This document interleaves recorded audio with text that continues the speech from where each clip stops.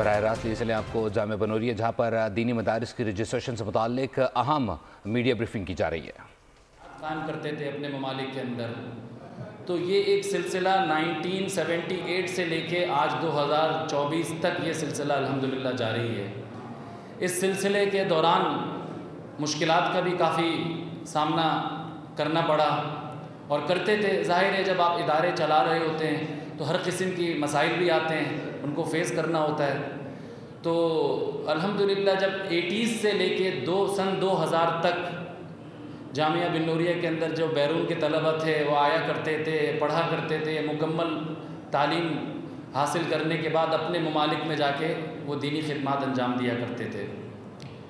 تو سن 2000 جب واقع ہوا تو پاکستان کے اندر آپ حضرات کے علم میں ہیں کہ سابق ریٹائر صدر مشرف صاحب نے ایک اعلامیہ جاری کیا اور وہ ہمارے لیے بہت تکلیف دہ تھا، اور وہ اعلامیہ یہ تھا کہ پاکستان سے جتنے بھی دینی تعلیم حاصل کرنے کے لیے بیرون ممالک سے طلبہ آئے ہوئے ہیں ان کے ویزے بھی نہیں لگیں گے اور ان کو فی الفور ملک چھوڑنے کی ہدایت جاری کر دی تھی، جو کہ ایک تمام مدارس کے لیے ایک بہت بڑا تکلیف دہ بات تھی۔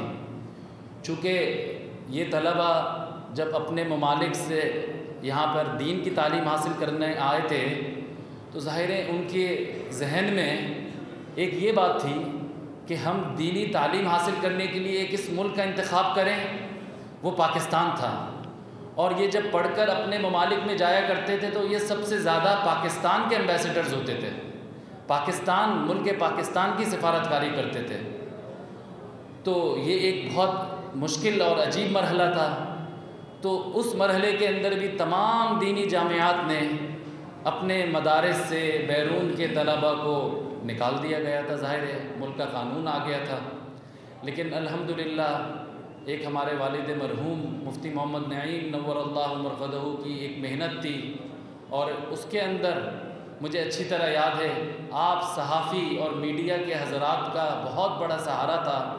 والد صاحب نے پریس کانفرنسز کی تھیں آپ حضرات کو بلا کے، اپنا مدعا میڈیا کے سامنے لا کے رکھا تھا کہ جب پاکستان کے اندر مختلف آرٹ کے لیول کے لوگ، مختلف دیگر شغل سے تعلق رکھنے والے لوگ یہاں پہ ویزا لے کر آ سکتے ہیں تو پاکستان میں دینی تعلیم حاصل کرنے کے لیے کوئی کیوں نہیں آ سکتا۔ تو یہ ایک مدعا تھا، آپ تمام لوگوں نے اس وقت بھی ہمارے والد صاحب کے ساتھ کھڑے ہو کے اس چیز کا مقابلہ کیا تھا۔ سن 2000 سے لے کے 2018 تک یہ مسئلہ رہا، اور ہمارے جتنے طلبہ آئے ہوئے تھے وہ سب اوور اسٹے تھے، وہ تعلیم حاصل کرنے کے بعد بھی اپنے ممالک میں جا نہیں سکتے تھے چونکہ ان کو ایگزٹ نہیں ملتا تھا۔ ان کا اوور اسٹے کے اوپر ایک بڑی تعداد، ایک بڑے فگرز ہوتے تھے جس کی ان کے پینلٹیز لگتی تھیں۔ 2018 کے اندر ہمیں یاد ہے کہ جب ان طلبہ نے تعلیم اپنی مکمل کر لی اور وہ اپنے ممالک کی طرف جانا چاہتے تھے واپس، ان کو ایگزٹ چاہیے تھا پاکستان سے، لیکن جب وہ ایگزٹ لگانے کے لیے ہم رابطہ کرتے تھے حکومت سے تو ان کے اوپر اوور اسٹے کی جو پینلٹیز تھی وہ تقریباً $6 لاکھ کی پینلٹیز لگائی تھیں۔ اور والد صاحب نے آپ حضرات کو دعوت دی، پریس کانفرنس کری، میڈیا کے سامنے رکھا کہ ان طلبہ کے والدین کے اپنے ممالک میں انتقال ہو رہے ہیں، یہ تعلیم حاصل کر کے اب واپس نہیں جا سک رہے، اس کا کوئی حل نکالا جائے۔ اس لیے کہ یہ مسئلہ چونکہ صرف اور صرف بنوریہ کے ساتھ تھا۔ جامعہ بنوریہ ایک واحد ایسا ادارہ تھا جس کے پاس اتنی بڑی تعداد تھی بیرون کے طلبہ کی، اور وہ طلبہ کی تعداد بڑھتے جا رہی تھی۔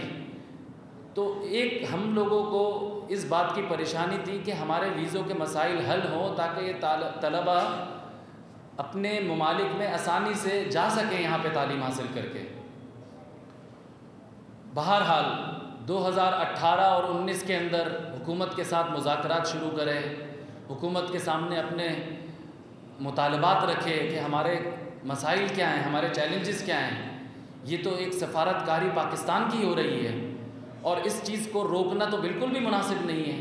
ایک پاکستان کی نمائندگی کر رہے ہیں یہ بچے باہر جا کر اور دین کو پھیلا رہے ہیں.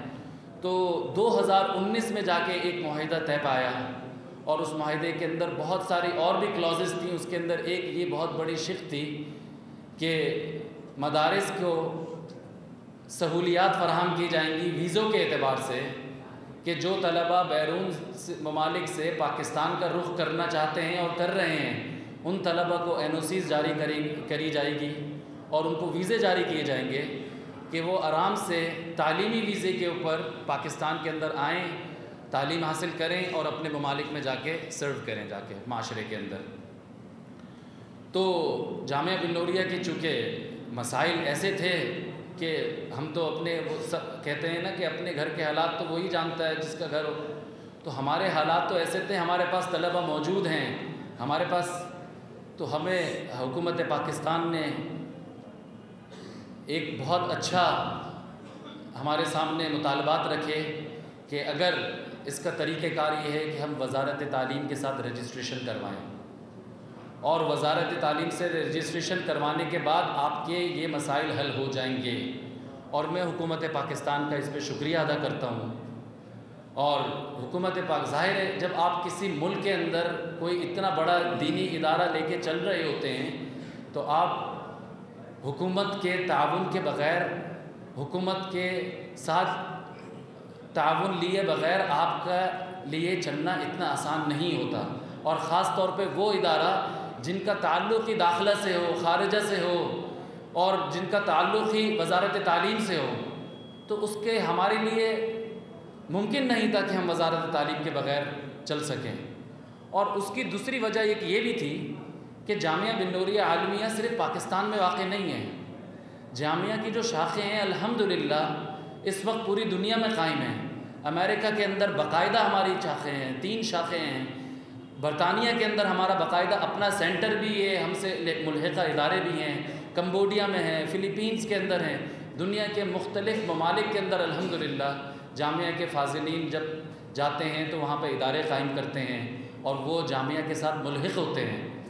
تو سب سے پہلا ایک یہ بھی بہت بڑا مسئلہ تھا, ایک تو ویزوں کا مسئلہ اور دوسرا ایک یہ بھی بہت بڑا مسئلہ تھا کہ جب یہ طلبہ اپنے ممالک میں کام کرنا چاہتے ہیں, ادارے قائم کرنا چاہتے ہیں, تو سب سے پہلے وہ حضرات فرماتے ہیں ان ممالک کا قانون ہے کہ آپ نے خود کہاں سے تعلیم حاصل کی ہے, تو وہ بتاتے ہیں پاکستان سے. جامعہ بن نوریہ عالمیہ میں دینی مدارس کی رجسٹریشن سے متعلق اس وقت مفتی فرحان نعیم نیوز کانفرنس کر رہے ہیں جس کا کچھ حصہ آپ نے ملاحظہ کیا.